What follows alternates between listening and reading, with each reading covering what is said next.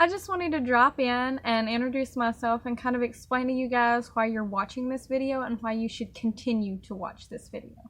First off, my name is Nikita Fletcher. I'm an import mechanic in Mooresville, North Carolina, also known as Race City, USA. I attend an automotive college called NASCAR Technical Institute, also in Mooresville.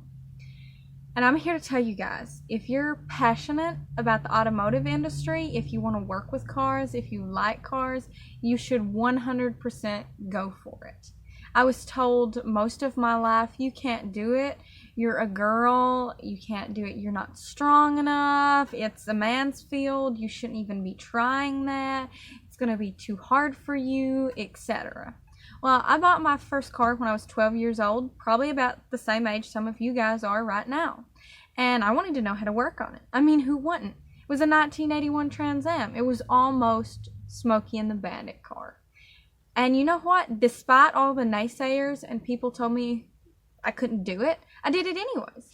So I have a list of things that I want to tell you guys, a couple of points I want to get across, and I want to jump right into those. So, number one is there's no such thing as a man's world. Anyone qualified to do the job can do the job.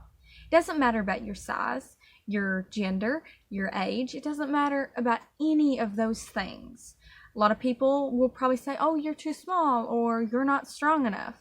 Well, that's why you work smarter and not harder. There's power tools nowadays. There's tire machines that put tires on for you. You don't even have to do hardly any of the work. And you also need to learn how to use leverage to your advantage. And I do a lot of that. I use pry bars, breaker bars, wrenches with longer handles on them. And that leverage gives me an advantage. And also, being small, and if you guys are anything like me, my hands are tiny. And that gives me a huge advantage over the men in the shop. Because cars are so tightly packed together nowadays, you can't fit your hand in there to get bolts out, to get connectors out. But I can because I'm smaller. I hear it all the time. Hey, come here, tiny hands. We need your help.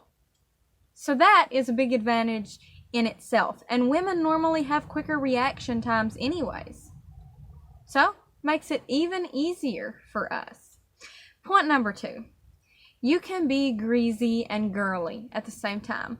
I'm wearing my work uniform right now. And the lipstick is included in my work uniform. I've got piercings, and I know plenty of female technicians who have beautiful long fingernails, and they still get greasy and dirty every day. A lot of people don't think you can be pretty and do a greasy, sweaty, manual labor job. But I'm here to tell you, you can. I'm always fixing my hair and doing my eyeshadow and lipstick. So it's not that you're going to give up that to become a mechanic. And also, I was taught when I went to my first automotive college that the guys that leave the shop cleaner at the end of the day made the most money. Nowadays, cars are more diagnostics than work. You're on computers, you're on scan tools, you're diagnosing more than you are doing brake jobs and things that get you greasy and dirty. So if you don't want to get dirty, you don't have to. And if you're still not sure about actually getting out there and doing a manual labor job, service writers are in high demand. They're the ones that bring customers' cars in, that find out what's wrong with the car, that order the parts. And you have to have huge mechanical knowledge to be able to do that job efficiently. So you can do that as well. And if you're like me and you like to be greasy and still look pretty at the same time, go right ahead. It's easy to do. Point number three. If you don't want to be a mechanic, if that's not something that interests you or excites you and you're just like, you still need to have some mechanical knowledge. You need to know how to change your oil. You need to know how to change a tire on the side of the road. You need to know if you're about to get ripped off, because there are technicians out there and they lie. They say, oh, you need thousands and thousands of dollars of work, when in reality, you need something simple that could be $50 to $100, which is a lifesaver in some cases. You need to know that. And if you break down on the side of the road, it could take hours for a tow truck driver to get to you. And there are mean people in the world. You could get robbed there's so many things that could happen. You could be there after dark. But if you know how to change a tire, you can get to the next service station and you can get to the next dealership and get your car fixed. And that makes it safer for you. That saves you money, and it can save you a lot of stress just knowing what's going on with your car and knowing if you can push your car and keep driving it or if you need to park it immediately. It can save you so much money. So those are the 3 points I wanted to get across to you guys about automotive work. And if you like cars and you want to do this, go for it. Go to college for it. Go to a Votech school for it. Go apply to place. Start at a tire shop. Go and pursue your dreams. Get books from the library. Watch YouTube videos. Anything you can do to learn more about it, because it is the most rewarding career ever. And I've done a lot of things in my life, and this has been the most fun. Right now, I'm sitting in my house that I built. You might recognize my background. It's a school bus, and I built my house into it. Saved a lot of money there. And it's so much fun, and I got to design it exactly how I wanted it. Another thing, I have a lawnmower engine in the back right now because I also built a shop into my bus house. I'm tearing apart a lawnmower engine. That has already saved me around $800. And it's something I love doing. So, I'm going to give you guys a tour around the shop, some of the work I've done in this past week. Today's my day off, so I decided to film the introduction to this video. But I'll give you guys a peek at all that, and I'll also show you some pictures of my schoolie house, and I'll show you some pictures of my race car, because in the meantime, I like to race cars. See you guys. Okay guys, I'm going to walk you through the shop. That truck you see on the lift there, I've been working on pulling the motor out of. Here's a Mercedes that the other technician was assigned to. He's just waiting for parts. Up ahead, I'm going to show you the tire machine as well as the tire balancer to make sure that the ride is smooth when they get put back on the vehicle. That's it right there. There's the Boss's toolbox, an engine for a Subaru we've been working on. Here's an Infiniti I had to replace a sensor on. And over here is one of my personal projects. It's actually for my race car.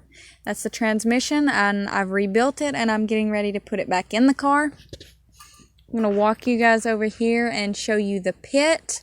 It's where we keep all our oil right there, and then right next to it is the pit. Just got to be careful and not fall in it.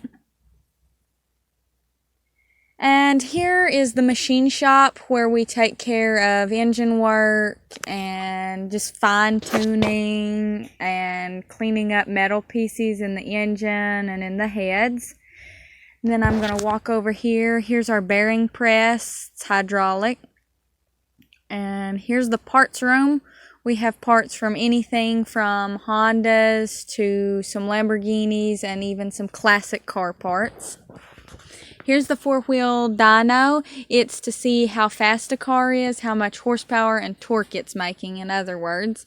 And over here in the back, we have a Porsche. It's not running yet. It's the Boss's project. Here's my toolbox. I've got my little Trans Am setting on top of it. My Ford sign. Here are some of my diagnostic tools, a test light, my impact driver, and some bits. Here are my long wrenches so I can use leverage to my advantage. Here's some of my regular wrenches, my impact sockets and impact gun. Down here I have some pry bars and hammers. Over here on this side I have some picks and screwdrivers.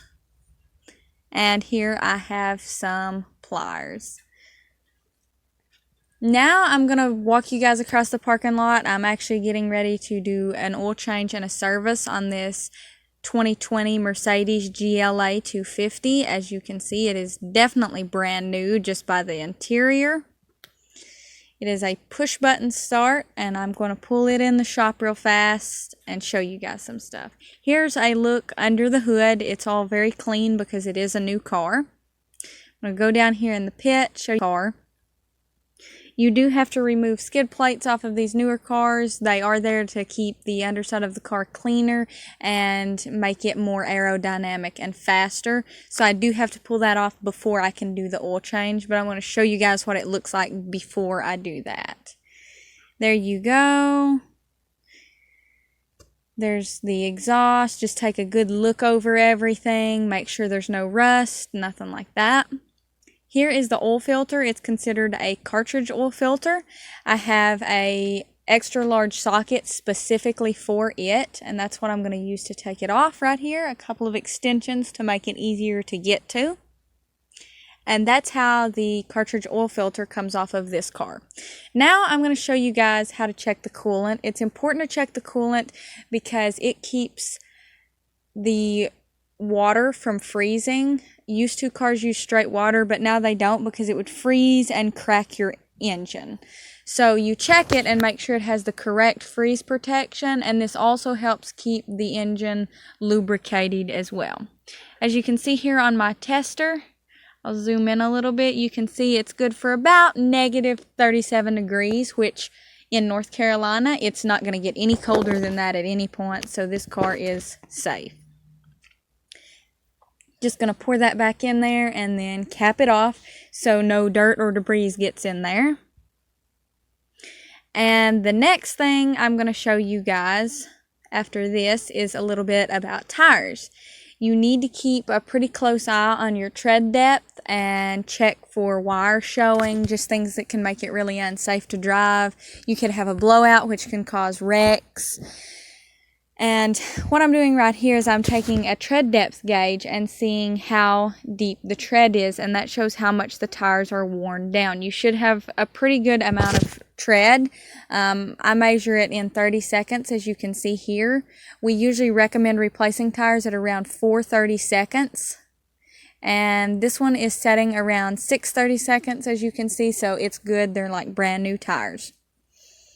Now I'm going to show you guys how to test the brake fluid. This is to keep your brakes working good so you can stop, and especially during quick stops. It also keeps your brake system from getting rusty, and it's just not good to have dirt in there, just like any hydraulic system. So here's the brake fluid reservoir, and I'm going to pull this filter out, and I'm going to put this tester down in here and turn it on, and it's going to tell me how much moisture content is in the brake fluid. Anything over 2% moisture content, you need to replace it. And this is 1 since it's brand new, and that's exactly what you guys want. Next, here are some pictures. Here's the outside of my schoolie and the inside of my schoolie coming up. I also have a few pictures of me wrenching in the shop I thought you guys might like to see. This next picture, I was working on a Range Rover right there. And next up, I'm going to show you guys my '02 GT Mustang, which is what I plan on racing. And there's it. And the next is my very first car that I still have, a 1981 Trans Am. Thank you guys for watching.